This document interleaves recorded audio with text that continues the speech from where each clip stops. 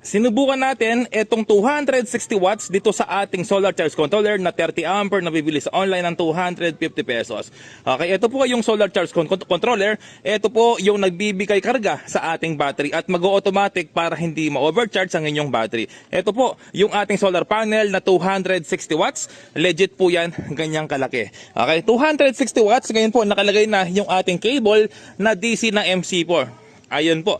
Ngayon, nag-tester po tayo para malaman yung kanyang positive at negative gamit ang ating DC tester. At nalaman po natin, ito yung ating negative, ito yung ating positive. So, ibig sabihin po, ito yung positive. Okay, nakalagay na po yung ating battery na 60 ampere hour na S168. Ito yung positive, ito yung negative, nakalagay na po. Example lang po ito, yung mga wire na nakikita po ninyo, manipis. Pero kung gagamit po kayo ay DC 10 ampere po dapat. Okay, so ngayon po gagawin po natin ay ilalagay po natin dito yung ating positive. Tingnan po natin kung hindi mo masisira yung ating solar charge controller. Ito po ay 30 ampere. Ayan po, medyo malabo na, no? Pero 30 ampere po ito.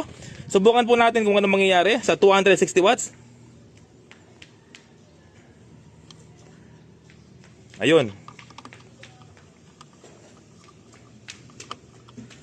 Okay, tapos yung LiPo4, iselect natin ng B3 dahil yun po yung set ng ating LiPo4, no? B3. Ayan, naka B3 po tayo. Ayan po yung set ng LiPo4 battery. Tapos ibalik natin, yung ating full charge ay 14.6. Ayan, tama naman. Tapos yung laman ng battery ay makikita po dito. Okay, so alisin ko po ito para mas maliwanag. Ayan po, pero kung nakikita po ninyo ay kayang-kaya. Na kayang-kaya ng 260 watts sa solar panel. Ayan po. Ayan, no? Yung laman ng battery po ngayon sa ngayon ay 14.1. Nakaload po yung ating 260 watts na solar panel. Ayan.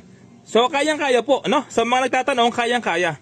Tapos, ang inyong inverter na positive-negative, ito yung ating positive-negative. Ilalagay mo ngayon yun dito, diretso po sa inyong battery na positive-negative. At syempre, lalagyan mo ng tamang circuit breaker para for safety ang inyong mga ginagawa sa bahay. Ito po, naka-repair man, no? Charging siya, oh.